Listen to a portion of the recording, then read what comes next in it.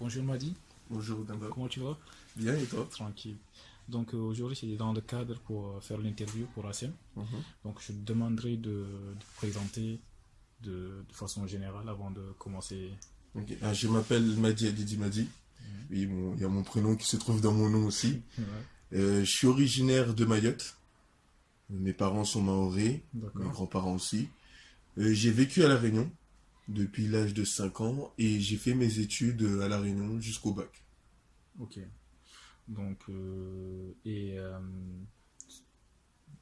donc pourquoi tu choisis la France pour faire tes études? J'ai choisi la France d'une part parce que j'ai la nationalité. Du coup, ça posait pas de problème au niveau des paperasses. Mhm. D'une autre part parce que en France, ben, on parle français.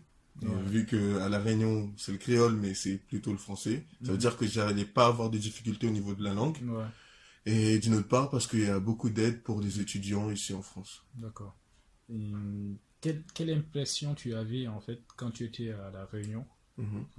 de la France avant que tu viennes ici? Bon, avant de venir ici, pour moi, la France, c'était un environnement avec, excuse-moi du terme, plein Mhm. de blancs, enfin, de personnes avec la peau blanche. Mhm. Du coup, enfin, je me disais que j'allais me retrouver dans un endroit où j'allais être seul, d'une part, parce que genre, j'avais pas encore de famille ici, Ouais. en tout cas là où j'allais faire mes études, et Mhm. d'une autre part, parce que je pensais qu'il y a, enfin, je me disais qu'il y avait pas beaucoup de noirs, et donc Mhm. c'était quelque chose quand même de perturbant.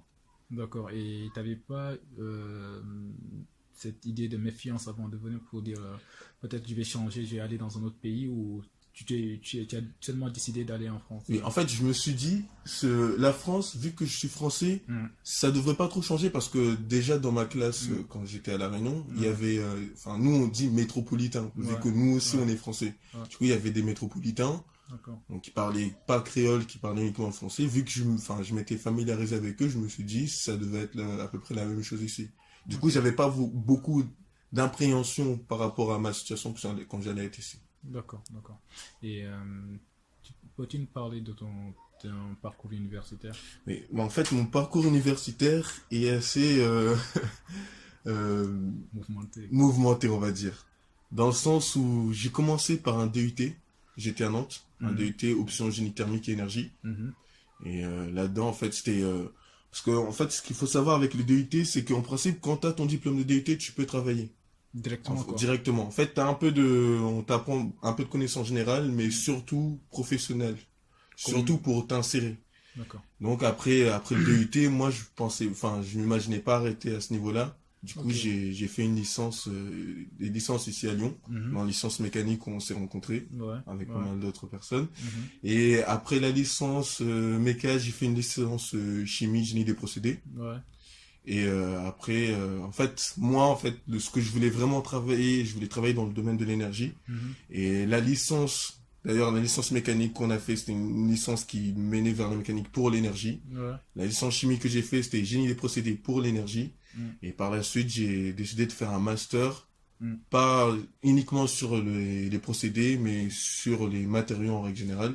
Du coup, j'ai fait un master 1 Mhm. matériaux et énergie Mhm. à Paris, l'université Paris-Saclay, D'accord. aussi communément connu comme Paris Sud. Ok. Et après, j'ai fait du coup un M2, matériaux pour l'énergie et les transports.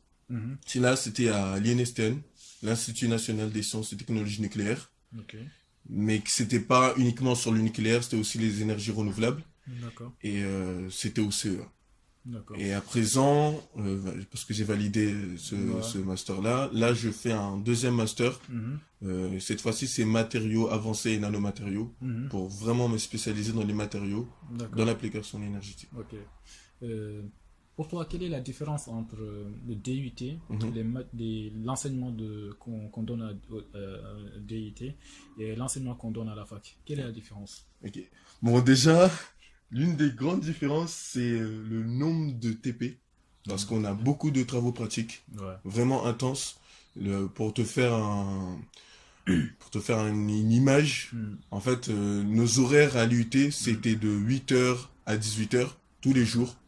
Alors qu'à la fac, on a beaucoup d'heures de temps libre. Mhm. Mais là, c'était vraiment 8 heures, 18 heures tous les jours parce qu'on avait des travaux pratiques un peu partout. D'accord. Et on pourrait s'y méprendre parce qu'on a tendance à dire que le DUT, c'est plus simple, enfin, c'est moins général que l'université. Mm. Alors, en fait, ça, pour moi, je trouve que c'est faux. Enfin, c'est une image biaisée de la chose. Mm. Parce que quand j'étais à l'UIT, en fait, après, peut-être c'était l'UIT où on était, Mm. on avait beaucoup de matières générales. Ouais. Par exemple, la mécanique des fluides. Mm. On repartait de l'équation de Navier-Stokes. Mm. C'est vraiment genre la base, alors qu'on a tendance en mécanique des fluides à utiliser directement la formule de Bernoulli, Mm. alors que tout ça vient de Navier-Stokes. Navier-Stokes. Donc, du coup, tout ça, on l'a vu, la thermodynamique, on repasse de la base, Mm. et avant d'arriver au transfert thermique de base qu'on utilise. Mm. Et donc, tout ça, je l'ai vu à l'UT. Ce qui m'a pas posé problème quand je suis arrivé à la fac, parce que j'avais déjà une certaine connaissance, Ok. et ça s'est passé assez bien. Ok. Et quels sont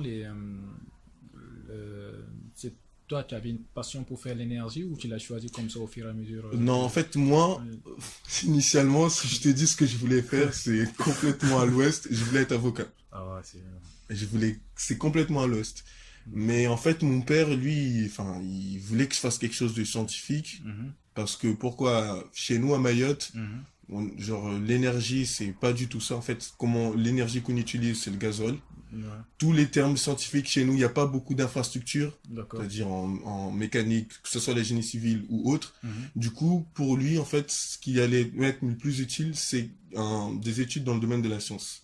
D'accord. Après, moi, en fait, personnellement, j'ai regardé à peu près tout ce que je pouvais faire, et il y avait le déclic par rapport à tous les problèmes énergétiques, et je me suis dit, ah, ça pourrait être intéressant, Ouais.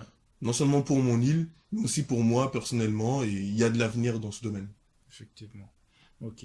Donc, que pensez-vous de la diaspora de la Réunion ou du Mayotte, ici en France? Bon, en fait, je vais pas te mentir, j'ai pas beaucoup côtoyé de Mahorais ici, ni des Réunionnais ici en France. Parce qu'en fait, je suis arrivé à Nantes. Mhm. Bon, c'est vrai qu'au début, quand je suis arrivé, genre, vu que j'étais venu avec mon père avait des contacts, je suis allé chez eux et tout. Mhm. Après, j'ai traîné un peu avec des Mahorais ici en début d'année, mais je voyais que, en fait, il faut savoir que les Mahorais que j'ai côtoyés, j'ai pas côtoyé de Réunionnais, j'en ai pas trouvé ici. D'accord. Les Mahorais que j'ai côtoyés ici, en France, métropole, Mhm. venaient directement de Mayotte. D'accord. Ok. Moi, je venais de La Réunion. De La En fait, Réunion. du coup, on n'a pas la même mentalité. Mhm. En fait, on pensait pas pareil. Du coup, Ouais. je les ai un peu côtoyés, mais après, genre, ce qui est vraiment bien ici en France, c'est que Ouais. ça, c'est un truc qu'on connaît pas avant de venir ici, c'est que la France, il y a beaucoup d'étrangers. En fait, il n'y a pas que les blancs français ici. Mhm. Et du coup, moi, j'ai rencontré des Mauritaniens quand j'étais à Nantes. Mhm. On partageait la même culture, même religion. Ouais. Du coup, je me suis rapproché d'eux et j'ai plus côtoyé, on va dire, Mhm. d'étrangers sénégalais, mauritaniens Mhm. que mes amis, Des compatriotes. que mes compatriotes mahorais. D'accord, d'accord. Ok. Et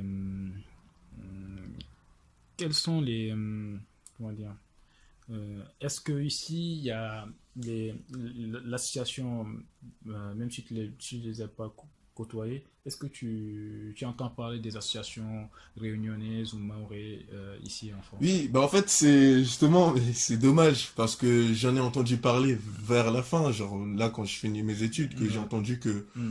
après je sais pas si c'est nouveau ou si c'est là depuis l'époque, mais oui il y a des associations qui genre de Mayotte ou de la Réunion qui nous disent de se rassembler, de se retrouver. Par exemple, moi la première fois que j'ai entendu parler c'était à Paris Mhm. parce qu'en fait nous on a des aides de Mayotte qui s'appellent la DASU et du coup ce centre de DASU en fait fait des regroupements pour les jeunes Mahorais qui sont ici, qui étudient et tout. En France ici? En France, D'accord. à Paris. À Paris, d'accord. Et en gros, c'est ceux qui sont là depuis longtemps, qui peuvent parler avec les nouveaux qui sont ici, genre Ouais. pour qu'on s'entraide. Ouais. Mais moi, j'en ai entendu parler vers la fin. Du coup, D'accord. je me suis pas trop intéressé. Mm. Mais bon, je pourrais toujours donner des idées si un jour. Effectivement. D'accord. Et question études, donc quelles sont les compétences nécessaires? Parce que toi, tu as fait en même temps la mécanique, après tu t'es spécialisé en énergie. Mm. Donc quelles sont les compétences nécessaires pour faire la mécanique et en même temps pour faire les énergies? En fait, moi, je vais te répondre en règle générale, les compétences qu'il faut, Ouais. c'est avoir une certaine curiosité, Mm. un désir de vouloir apprendre, Mm. de vouloir assimiler des connaissances. Ça, c'est, pour moi, c'est le premier ordre. Si on n'a pas ça, Ouais, on peut pas avancer dans les études. Tout cela, peu importe les études qu'on va suivre. effectivement. Et d'une autre part, si on veut spécialiser vraiment de la mécanique ou ce que j'ai fait en règle générale, Mhm. il faut avoir une bonne aisance en maths, en mathématiques. Bon, si tu l'as pas, ça va pas t'empêcher de réussir, Mhm. mais si tu l'as, ça apporte une certaine facilité. Parce que Mm. dans le domaine scientifique, Mm. les mathématiques sont très importantes. Ouais. Après, ce que tu peux avoir aussi, c'est des connaissances en programmation, parce que t'es pas obligé d'avoir fait des études pour faire de la programmation. Mm. Moi, j'ai la programmation, je l'ai apprise quand j'étais en terminale. Mm. Mais c'était les programmations sur des calculatrices TI. Ouais. Et tout ça, en fait, quand tu as une certaine logique de programmation, ça Ouais. va toujours te servir. Ça vient, ouais. Ça vient tout Et du coup, pour moi, ce sont les choses fondamentales à savoir. Avoir une bonne base en maths, seul. D'accord. un peu de pratique en programmation, Mm. et le reste, c'est juste sa personne, en fait.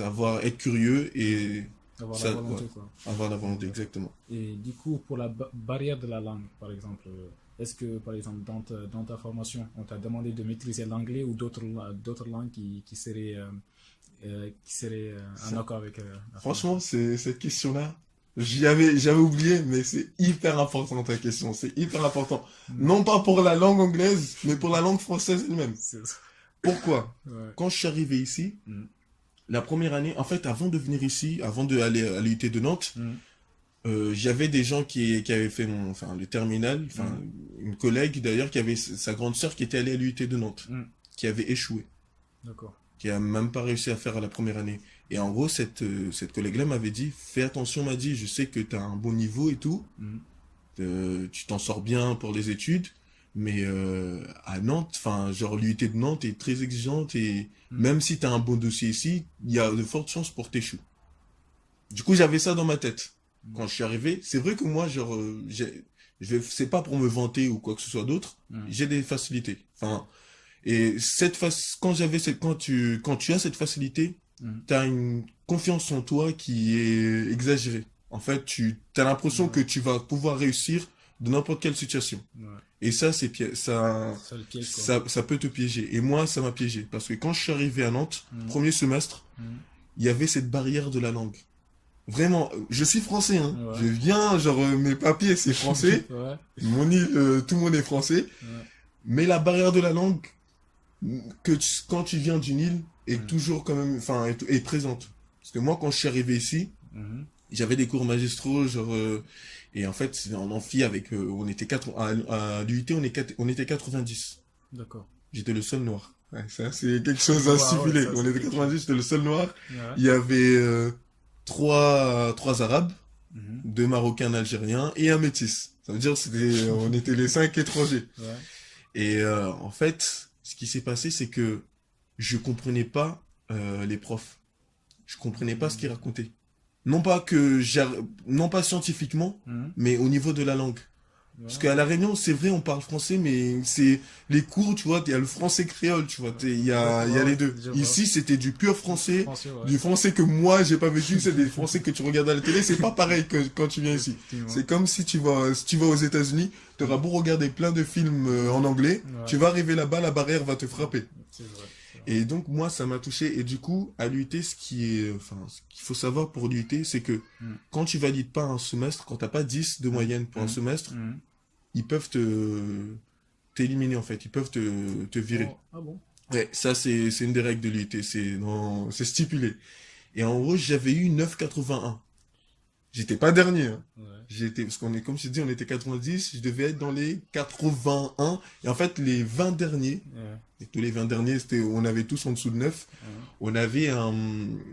On devait passer devant des profs. On avait un mini-jury Mhm. entre nous et 2 profs, où on devait expliquer notre situation. Mhm. C'est ça qui m'a sauvé, en fait. J'ai pu expliquer qu'en fait, moi, parce que quand tu regardais là où j'avais des mauvaises notes, Ouais. c'était pas en maths. En maths, j'avais 15 de moyenne. Ouais.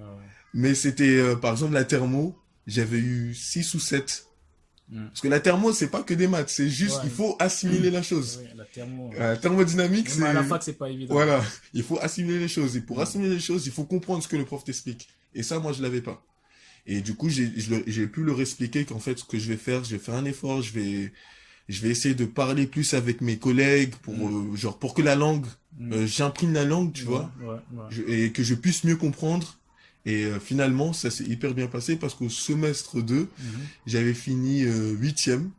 Ouais, il y a eu, je suis passé du 80e jusqu'au... Et vraiment, c'était la barrière qui avait causé le problème. C'était une très bonne expérience.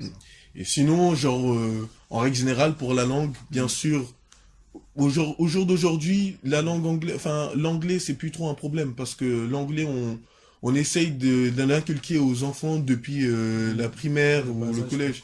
Du coup, moi, ce que je peux dire par rapport à l'anglais, c'est que même si tu as l'impression que tu n'as rien assimilé de tes cours depuis que tu es petit, c'est faux. Parce que moi, genre, je pensais que j'étais hyper nul en anglais. Et maintenant, en fait, quand tu arrives au niveau de master, tu es mené à côtoyer plein de personnes qui sont bilingues, voire anglophones, qui parlent pas du tout français. Et c'est là où tu te rends compte que l'anglais que tu as acquis t'est utile et tu arrives à l'utiliser. Par exemple, quand j'ai fait mon stage au laboratoire, il y avait un groupe d'Asiatiques qui parlaient pas un mot en français et j'étais obligé de communiquer avec eux et on communiquait en anglais. Et donc, c'est pas vraiment une barrière l'anglais. Il y a des gens qui vont se dire, moi je suis nul en anglais, je vais zapper. Déjà, d'une part, je vais dire que si tu veux travailler dans le domaine scientifique, l'anglais est primordial. C'est la base. Parce que quand tu vas devoir lire les thèses qui ont été faites ou les publications, tu vas pas trouver de publications en français. C'est toujours en anglais. Et en plus, il suffit juste d'aller voir les gens, parler avec les gens pour refaire sortir tout ce que tu avais assimilé. Et tu te rends compte qu'en fait, l'anglais, tu l'as en fait. Du coup, c'est pas une barrière en soi. D'accord. Ok. Et donc, envisagez-vous de rester en France pour vos études, pour vos futurs ou Ben là, en fait, moi, j'envisage de faire une thèse. D'où, parce que je sais pas si j'avais expliqué au début, mais j'ai déjà un master, un master 2. Là, j'en fais un deuxième. Et en fait, tout ça, c'est pour faire une thèse dans le domaine des matériaux, plus particulièrement les semi-conducteurs. Enfin, je sais pas si tu sais ce que c'est que les semi-conducteurs. J'en ai entendu parler, mais pas de... C'est les cellules photovoltaïques, en fait. Quand tu entends semi-conducteur, c'est cellules photovoltaïques. En règle générale, parce que ça s'applique aussi dans l'électronique et tout, mais en règle générale, c'est les panneaux photovoltaïques.